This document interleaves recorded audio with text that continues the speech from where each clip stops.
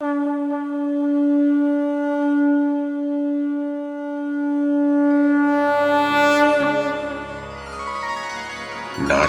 नमस्कृत्य नरं चैव नरोत्तमं देवीं सरस्वतीं व्यासं ततो जयमुदीरयेत्।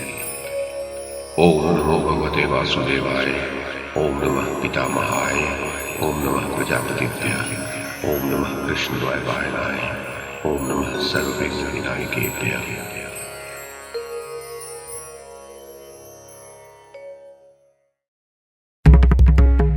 नमस्कार। महाभारत कथा श्रृंखला में आपका स्वागत है। श्रीमन महर्षि वेद व्यास द्वारा रचित महाकाव्य महाभारत को एक कथा श्रृंखला के रूप में प्रस्तुत करते हुए पिछली कड़ी में मैंने मूल संस्कृत ग्रंथ के प्रथम पर्व, जो आदि पर्व के नाम से प्रसिद्ध है, उसके तीसरे उपपर्व पौष्य पर्व में जो जन्मेजय और उनके भाइयों को श्राप की कथा कही गई है, उसे आपको सुनाया था। अब इस कड़ी में इसी पौष्य पर्व में उसके आगे आरुणि, उपमन्यु और वेद की परीक्षा की जो कथा कही गई है, उसे मैं कमल किशोर आपको सुनाता हूं।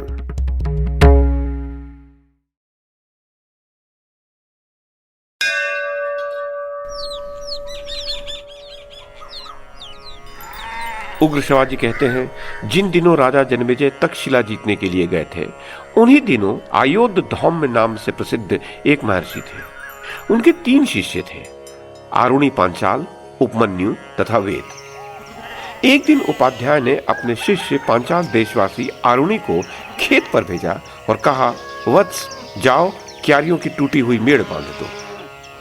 उपाध्याय के इस प्रकार आदेश देने पर पांचाल देशवासी आरुणि वहां जाकर उस धान की क्यारी की मेड़ बांधने लगा, परंतु बांध न सका। मेड़ बांधने के प्रयत्न में ही परिश्रम करते करते उसे एक उपाय सूझ गया और वह मन ही मन बोल उठा, अच्छा ऐसा करता हूं।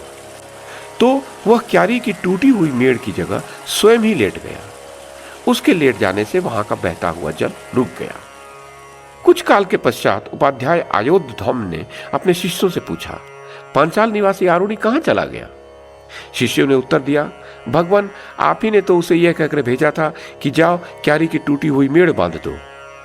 शिष्यों के ऐसा कहने पर उपाध्याय ने उनसे कहा, तो चलो हम सब लोग वहीं चले जहां आरुणि गया है।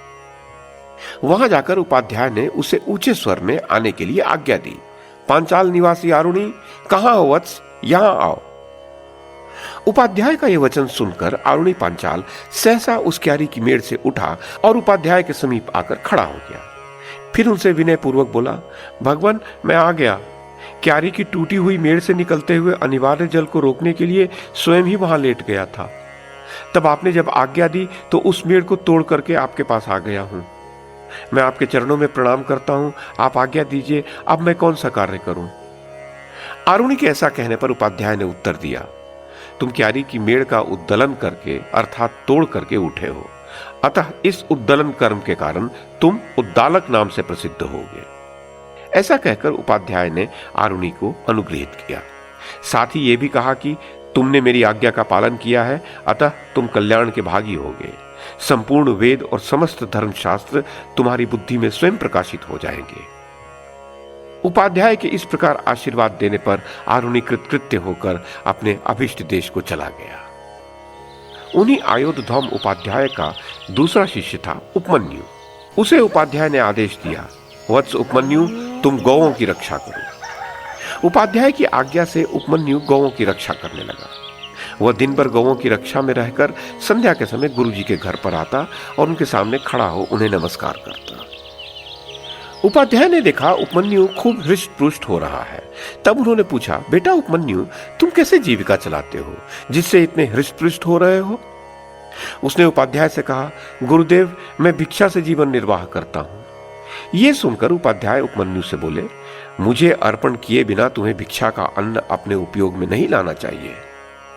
उपमन्यु ने बहुत अच्छा कहकर उनकी आज्ञा स्वीकार कर ली। अब वह भिक्षा लाकर उपाध्याय को अर्पण करने लगा। उपाध्याय उपमन्यु से सारी भिक्षा ले लेते थे। उपमन्यु तथास्तु कहकर पुनः पूर्ववत गौओं की रक्षा करता रहा। वह दिन भर गौओं की रक्षा में रहता और संध्या के समय पुनः गुरु के घर पर आकर गुरु के सामने खड़ा हो उन्हें नमस्कार करता। उस दशा में भी उपमन्यु को पूर्ववत हृष्ट पुष्ट ही देखकर उपाध्याय ने पूछा, बेटा उपमन्यु, तुम्हारी सारी भिक्षा तो मैं ले लेता हूं, अब तुम इस समय कैसे जीवन निर्वाह कर रहे हो?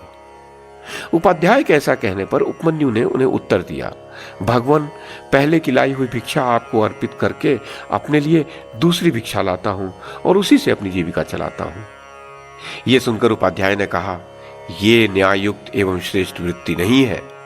तुम ऐसा करके दूसरे भिक्षाजीवी लोगों की जीविका में बाधा डालते हो, अतः लोभी हो, तुम्हें पुनः भिक्षा नहीं लेनी चाहिए।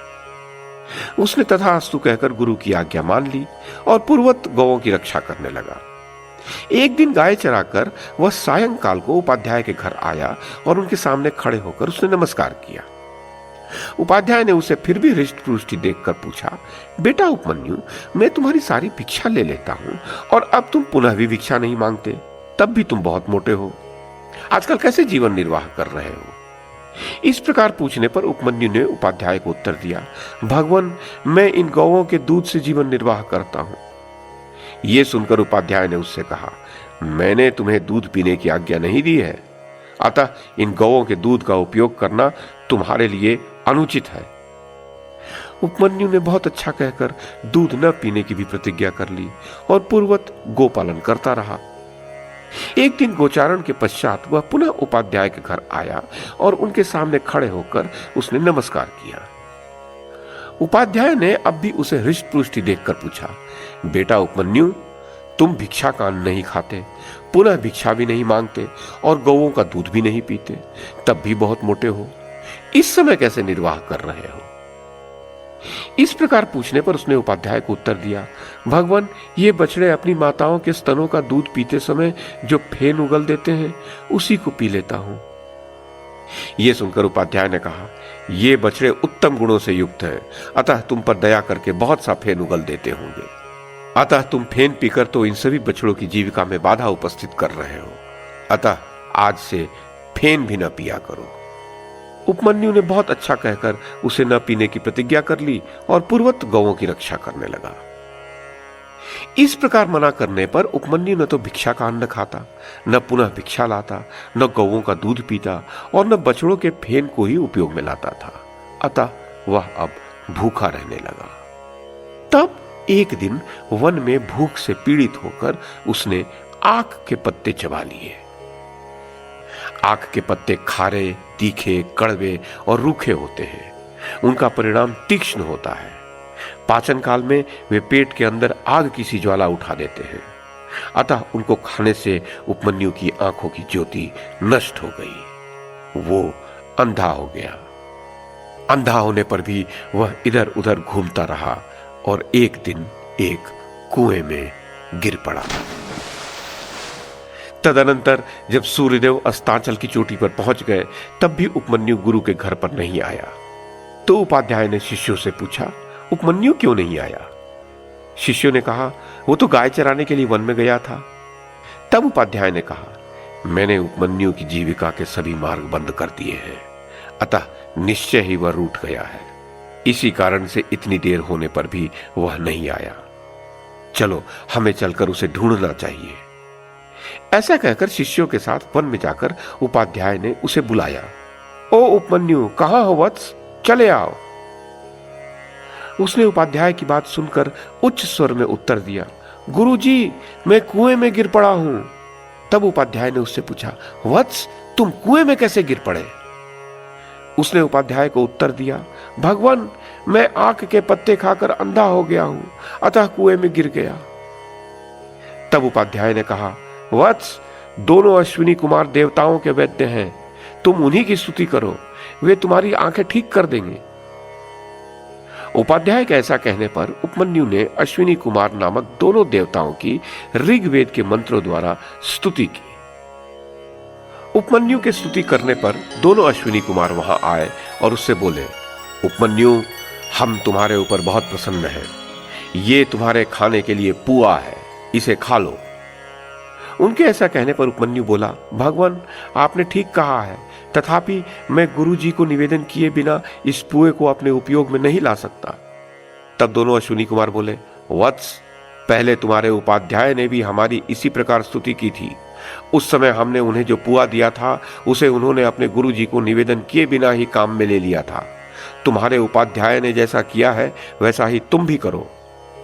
उनके ऐसा कहने पर उपमन्यु ने उत्तर दिया, इसके लिए तो आप दोनों अश्विनी कुमारों की मैं बड़ी अनुनय विनय करता हूं। गुरुजी को निवेदन किए बिना मैं इस पुए को नहीं खा सकता। तब अश्विनी कुमार उससे बोले, तुम्हारी इस गुरु भक्ति से हम बड़े प्रसन्न हैं। तुम्हारे उपाध्याय के दांत काले लोहे के समान हैं। तुम्हारे दांत स्वर्णमय हो जाएंगे, तुम्हारी आंखें भी ठीक हो जाएंगी और तुम कल्याण के भागी भी होगे। अश्विनी कुमारों के ऐसा कहने पर उपमन्यु को आंखें मिल गई और उसने उपाध्याय के समीप जाकर उन्हें प्रणाम किया तथा सब बातें गुरुजी से कह सुनाई। उपाध्याय उसके ऊपर बहुत प्रसन्न हुए और उससे बोले, जैसा अश्विनी कुमारों ने कहा है उसी प्रकार तुम कल्याण के भागी होगे। तुम्हारी बुद्धि में संपूर्ण वेद और सभी धर्मशास्त्र स्वतः स्फुरित हो जाएंगे। इस प्रकार यह उपमन्यु की परीक्षा बताई गई। उन्हीं आयोधधौम के तीसरे शिष्य थे वेद। उन्हें उपाध्याय ने आज्ञा दी, वत्स वेद, तुम कुछ काल तक यहां मेरे घर में निवास करो। सदा सेवा में लगे रहना, इससे तुम्हारा कल्याण होगा। वेद बहुत अच्छा कहकर गुरु के घर में रहने लगे। उन्होंने दीर्घ काल तक गुरु की सेवा की। गुरु जी उन्हें बैल की तरह सदा भारी बोझ ढोने में लगाए रखते थे और वेद सर्दी, गर्मी तथा भूख प्यास का कष्ट सहन करते हुए भी सभी अवस्थाओं में गुरु के अनुकूल ही रहते थे। इस प्रकार जब बहुत समय बीत गया तब गुरु जी उन पर पूर्णतः संतुष्ट हुए। गुरु के संतोष से वेद ने श्रेय तथा सर्वज्ञता प्राप्त कर ली। तदनंतर उपाध्याय की आज्ञा होने पर वेद समावर्तन संस्कार के पश्चात स्नातक होकर गुरुगृह से लौटे। घर आकर उन्होंने गृहस्थाश्रम में प्रवेश किया। इस प्रकार यह वेद की परीक्षा का वृत्तांत कहा गया।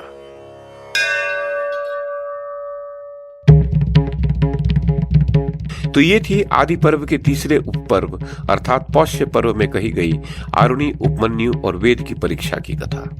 इस कड़ी में बस इतना ही। अगली कड़ी में इससे आगे की कथा सुनाऊंगा। YouTube के माध्यम से महाभारत की कथा को एक श्रृंखला के रूप में प्रस्तुत करने का हमारा यह प्रयास यदि आपको सराहनीय लगा हो तो कृपया इस कड़ी को लाइक और शेयर करें, चैनल को सब्सक्राइब करें और बेल आइकन को दबाएं। साथ में अन्य लोगों को भी देखने के लिए प्रेरित करें। धन्यवाद और नमस्कार।